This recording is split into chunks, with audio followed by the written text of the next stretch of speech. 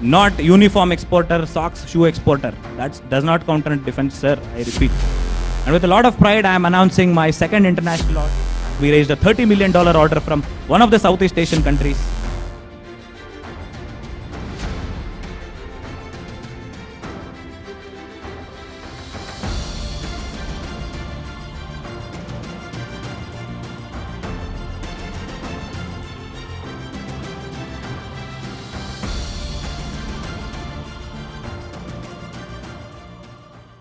Now I request the CEO, Mr. Suhas, to say a few words on the product, the journey, and the accomplishment of Flying Wedge team. Good morning, ladies and gentlemen. Thank you, dignitaries, for accepting our invite and being here. It's really great to have all of you here. So we are again back with another model this year, with another mail aircraft. And I know it's, very hot now in the defense about the mail, what's going on. Hope you would be curious to know what we have brought to you this time. So, rather giving a speech, I would want to make it more interactive. I would not take more than 10 minutes, I assure. So, before I unveil the product and, I talk, what it can do, I would love to know from all of you, right, from recent Op Sindoor and couple of wars that we have seen across the globe. How are the war won today? So we have some distinguished defense people as well here. Anybody can answer? Yes, sir. AI warfare. The next step of unmanned is what I feel, where the systems themselves are able to identify, the friend or foe. It is able to fly by itself. It is able to take some decisions by itself, where it has a cognitive thinking capability. This is where the war is heading, and we have already seen that happening. Unmanned is no more, a myth. It's already a reality that we have seen in a couple of warfares. But AI has started a small way, and in the next 2-3 years, you will be seeing it coming up in a very, very big way. And while a lot of drones, the smaller drones, are giving us a good edge in counterinsurgency operations and all this stuff, we here in India share a very unique battlefield, which is a very high elevated platform. That is where a lot of drones fail, because the multicopters and all the smaller drones, they are limited with respect to their payload capabilities. They are limited with respect to their endurances, range and other stuff. With China, what the border we share today. So that is why the importance of mail and hail platform has come up. And I'm happy that Indian government has already recognized that, there is a need, and AON has been recently cleared by the Defense Acquisition Council, and about 30,000 crores they're spending to buy some mail UAVs. Now, if we have to understand who all are going to be there in the mail UAV race today, not many, right? I mean, we have only some 5 countries that are holding this tech today, or mastered this tech. One is USA, the General Atomics we know, and Israel. They have been good friends. They have been supplying us searchers. They have been supplying us Hermes 900 and various other tech. Then we have Turkey. We have Iran with their Shahids, where they were, supplying in a lot to Russia. And not many. In India, I think we have put a lot of efforts, but the results are not in our favor. We will be out someday.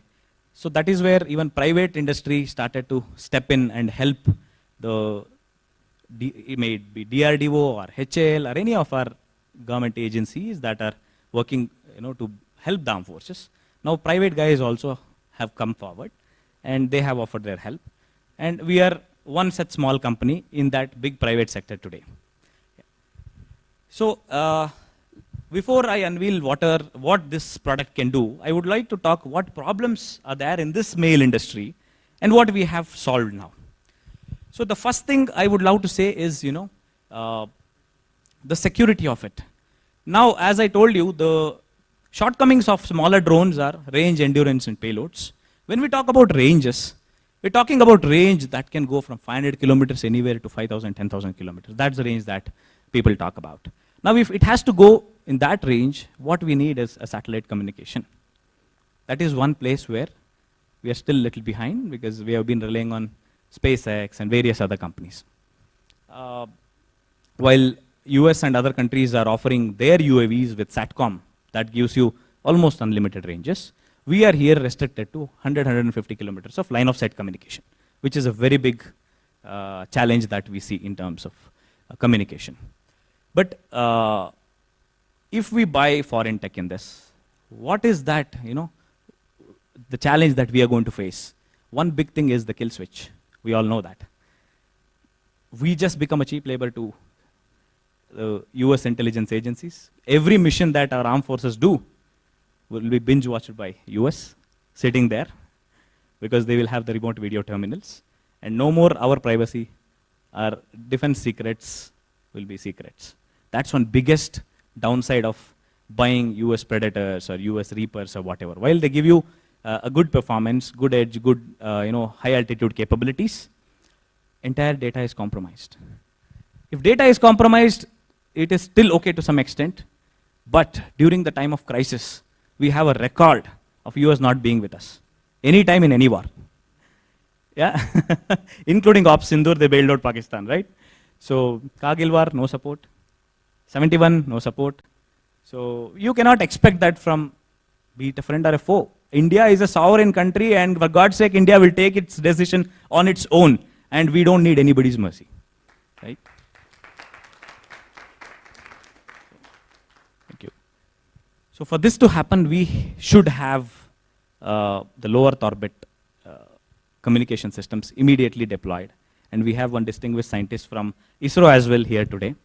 So if possible, after this you can give some information about what ISRO is trying to overcome this challenge, and how we can together build the nation. And because without the SAT, I feel we are blind, because we don't know what warfare we are doing. China has reached to a level where they are doing space wars. They are trying to destroy the satellites that are already there in the space. But here we should not struggle to have one satellite where it gives us a vision, it gives us a range. And tomorrow's warfare is all about connectivity, the net-centric warfare. As Sir was rightly pointing out, it's going to be all unmanned and everything connected on one particular platform, and where you need to have that connectivity. That's a very basic thing that we need to have. We do have that challenge in this particular model itself, what we are unveiling, but we have also put up requests to governments to give us whatever the bandwidth they have got today with respect to GSAT or whatever, some defense proprietary bands, because this, we are not supplying it to any Aam Aadmi, this is being supplied to only defense, they can use it and integrate. So we have put up a SATCOM option as well in this.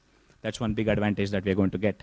So again, coming back to the kill switch, in the time of crisis, US or somebody should not say after putting up 1,000 crores, that's exact price what we bought in the last deal, $3.9 billion deal, and we bought 31 aircrafts. It should not be like during the time of crisis, you really can't use these aircrafts, or it can't be used against you. So we have to take care of all these things. And that is where indigenous solutions will be of big help, and it enables India. Because we have been always relying on foreign tech, and we have been doing trading here in India, and that has to change. Honorable Prime Minister has got a lot of schemes, have given a lot of funding to various organizations, and now it's our job to, not just trade, bring something outside, assemble and put a sticker, make in India and fool the government. We should not do that here. What we should do is we should truly put in our efforts to build a sustainable tech that gives India a true sovereignty. Right? That's what we feel, and we are completely aligned with that particular thought process here in Flying Wedge. And second comes the cost perspective. Now if you see the warfare, there is a big change in the warfare trend. It is not going to be a highly sophisticated tech anymore. It's going to be economic and efficient warfare. Recently, you see how air defense systems have been overwhelmed by the loitering munitions attack and other stuff. Turkey and Iran, these two are maybe not so favorable countries to us, but I admire the way they have come up in last 10 years. The way they have built their engines, the way they have built their communication systems, the way they have built their aircrafts. And today, it's not US, it's not Israel, or it's not any other developed country that holds 67% of the global combat market UAV in the world, and it's Turkey. And our target is not US, our target is not Israel, our target is Turkey, and we are competing. And that's how we come up with this E2A2 series of our aircraft, which is economic and efficient autonomous aircraft series. So one is the cost perspective, we talked about it. Kill switch, we talked about it. Communication, we talked about it. These are the major things that does not enable us to go for a foreign tech. now imagine the vulnerability of using this costly tech. Now these move at a 300, maximum 350 kilometer per hour, slow moving vehicles, 1,000 crore huge bird carrying everything into it. Let me give you a small analogy. If you own a pizza shop and you have to deliver to 10 customers, would you use one truck using, for delivering the pizzas, or would you use, 10 bikes? Which is more efficient and which is more economical? The bikes, right? Similar way, today's warfare is not about a slow moving vehicle carrying everything on top of one vehicle. It's divided, it's swarmed, and smaller systems that can pull under the nose of a radar, small systems that can put in swarm. And look at the vulnerability. If you even the systems that we do, they go at a 300 kilometer per hour, they match the predator speed. But I won't say that it can't be taken down. It can be taken down any time, right? Any small country is today equipped with a high-tech air defense system that it can be taken down. So in that case, why lose 1,000 crore aircraft? Lose a 5 crore one, lose a 10 crore one, lose a 20 crore one. And how many of them can we buy? We need somewhere about 5,000, 6,000 such aircrafts to be in place. And we can't go on buying this 1,000 crore, 350 crore aircrafts. So we have requested the government, we have put up some proposals, and through media friends have, I again request, if you can take it to the government, that why go with a costly warfare when Pentagon itself has changed its policy to economic warfare? Predators are being retired, and you all know that. Economic policy is already drafted and implemented, you all know that. But why in India are we still using the junk technology that US is going to rub on our heads, right? Let's make our own technology, let's make our own efficient systems. That's what we are looking at. Again, coming to the vulnerability, air defense system, if it is going to hit one, right, we are going to lose 1,000 crore, but here you're not going to lose much. And when I'm in swarm, my precision is going to be much higher. Imagine I can put 100 of these, my aircrafts, 100 of my KAALABHAIRAVs can field one predator, 10 of them can field one predator. And even overwhelming the enemy air defense, my aircraft is so cheap that enemy's missile is much costly. Now, I'm happy when if it is taken down because enemy is losing a lot of aircrafts, a lot of air defense missiles, right? Pakistan also has done this trick on us in Operation Sindoor. Lot of loitering munitions, lot of drones without anything in it. We have been hitting it with Akash missiles, right? Because we don't have an option. I mean, it was faced by Israel, it was faced by us, and any country has to face. So what is the solution is economic and efficient warfare. Bring out the systems that are highly economical, and it's all going to be the volume game. That's what I believe, and that's how we started off. So these are some really good advantages, what we provide, the problems that we are solving now. So with this, ladies and gentlemen, I introduce FWD KAALABHAIRAV, Indian Guardian Beyond Time. So it's right in front of you. And I request TBB sir, Rajwal, and Dr. Subbarao Garu to unveil our product. And I request the entire ADA team to be here to unveil. It's a great pleasure, honor to have you all, sir. So today I am so happy that the model is being unveiled in the hands of distinguished scientists here who have actually built our beloved fighter jet, Tejas, right? Dr. Subbarao Garu has been the project director, and he had about 40 years of service to the nation, and along with them we have all the team. And once it is unveiled, I would want them to share some knowledge on how their journey was and how they look at today's warfare and what can they relate looking at this model. So ladies and gentlemen, we introduce FWD KAALABHAIRAV. And there's one change, we're not following the routine now. We are not unveiling this. We are expressing our readiness of the program this time. It's not just unveiling of a static model to you like always we do or anybody else do. So this is the readiness that I'm going to show you, and also we're going to play a couple of videos of the flight, what we have done now. So this bird is capable of flying at around 20,000 feet that our armed forces want as of now. This is equipped with a piston engine. There are a couple of engines. Again, engine was a big problem for us in Indian industry. So what we have done is we have been talking to a few automotive manufacturers here where, if you know, Bharatkar was also started with a Luna engine. And that's how we have a very good automotive industry in India, and that is being converted to aero engines today. While we have the dependency initially, we have 7 different types of engines that can be fitted onto this aircraft, which have been tested and tried out. So one is Hertz from Germany, Skypower from Germany, then we have a few from Czech Republic, and we have a few from Taiwan also. So some friendly nations, from Russia also we have one engine. So 7 engines where you don't have to depend on one particular vendor. At the same time, while our engine is also being developed, I'll just show you a small proto of our engine that is being developed to make in India, and very soon you can expect that engine also to be in place for this bigger bird. Somebody can have the engine, please. So this bird can lift a payload of about 91 kilograms in total, and this is a very compact aircraft, not designed to carry too much of loads like 300 kg, 400 kg. As I told you, the strategy is swarming, strategy is pulling it under the nose of radar, strategy is economical, strategy is efficient. Strategy is our own control. This can fly for a max linear range of about 3,000 kilometers. And it is equipped with a SATCOM antenna as well, you can see.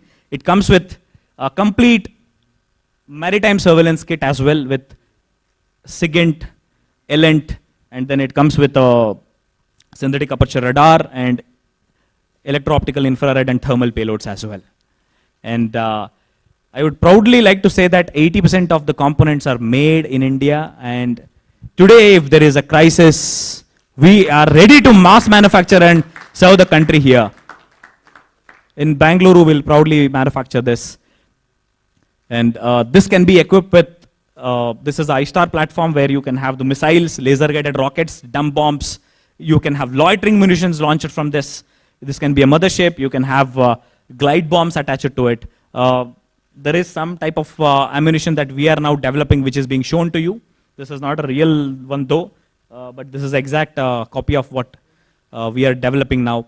And with respect to explosives also, we have a lot of constraints in India that only 2-3 people have it today. And there is a requirement of many more people coming into this industry, while we have collaborated with some foreign partners as well, where we are developing the ammunition part, missiles and then some rockets. We also express our wish to work with the DRDO on the ULPGM platform. This can at a time lift 4 or 6, based on the mission requirement, the ULPGMs, UAV Launcher Precision Guided Missiles. So we will be looking forward for that as well. We'll put up a request. We are in touch with RCA Hyderabad also to get a confirmation on that. Proudly made in India, completely make in India and for the India. So this is a model engine that we have. Yeah. So this currently can take up. Yeah. This currently can take up a MTOW of about 100 kilograms, maximum takeoff weight of about 100 kilograms. But now we are developing that for a maximum takeoff weight of about 300 kilograms now, because lifting a payload of about 91 kg might become really a problem for the smaller one, where it requires a longer runway. The thrust is required is not also much on this particular platform. So very soon we are coming out with our own engine. Meanwhile, we have a TOT of few German engines that we are manufacturing here, and we're putting that onto a platform. Yeah. Thank you so much. This is all about the bird. One very, very, very important point that I would like to make is, many of you would have thought this is a drone. How many of you have thought it is a drone? This is not a drone. A drone is something that runs on a particular navigation system, which is basically remotely controlled, or what we call RPAS, remotely piloted aircraft system. But can you imagine who piloted this? There is a pilot sitting here in this conference hall. You know who the pilot who piloted this? The aircraft itself. You know why? This is called autonomous combat aircraft, where it has a capability to fly on its own, to detect the target, identify, friend and foe identification, what we call, eliminate the target, come back and land. So there is a good component of AI sitting on this. There is a onboard processor sitting on this that enables, the aircraft to take decisions on its own. So that is why it is not a drone. It's called an autonomous combat aircraft. And imagine putting them into swarms and how deadlier it can be. Each of the bomb can carry about 10 kgs of explosives inside, which means one KAALABHAIRAV can erase a state, district from the map. That's how powerful this is, and this is not a toy. This is a very, very powerful tool for tomorrow. And imagine 100 of these flying on the enemy skies. And that's the terror that KAALABHAIRAV is going to create. Architects of Tejas Mk1 are our team to share few words on the journey, on the bird, on the unmanned warfare going on, and what they could infer from this bird. We will be very happy to have the feedback, sir. And I'm daring to do this in front of the media. You can be as raw as possible. So, team, I think you have seen our journey from last 1 year, and I think our media friends were also there, and they have given us a very good visibility, and I really thank you for that, because that is what helped us survive through this very tough phase. If you were not there, we would not have been here. So I want everybody to give a round of applause for our media partners who have really supported us through this journey. Because the first time when we launched our aircraft, it was quite fat. And it's known to everybody that, you know, people were mocking, making fun of it. But one thing that I remembered was, there was one photo that I saw where Dr. APJ Abdul Kalam was carrying one small, you know, this, when they started ISRO on a cycle. We were not at the level of NASA, right? Same was the case with us. Imagine what was the funding that we had at that time when we started off. Peanuts. What we saved in our lives, being a 28-year-old at that time, we put all our money into the program, and we started off daringly that, you know, we will start it and we will not leave it. But the amount of hate that we saw is something that our team could not digest. You know, you cannot expect us to be Lockheed Martin on the day one. If you expect something, you know, very gloss and fine always in front of you, you only should buy the foreign products. But where is the indigenization on it? Where is your sovereignty in it?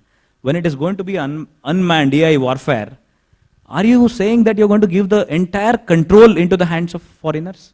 We should not do that. And every startup company, you know, goes through this very rough phase. And we also have gone through, because of various negative PR that happened in the market. It was very tough to retain the talent. In aerospace, I can count on fingers, you know, the talent that I could get.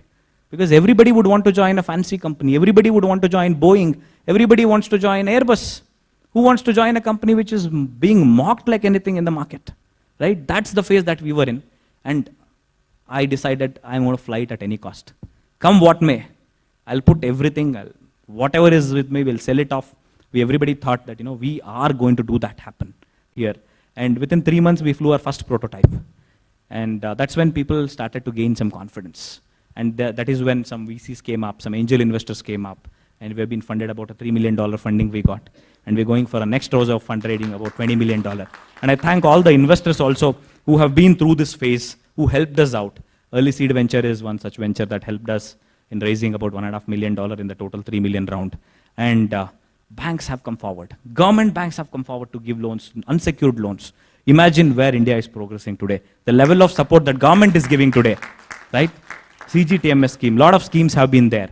And these were really helpful for us to be alive and bring something in front of you. Today, I'm not just bringing you a prototype that, you know, you all take a photograph and I sit for decades and I don't bring out anything. No, I am bringing you a ready aircraft that is flying, that is performing its task, and it is completely autonomous. First of its kind autonomous combat aircraft built in the country.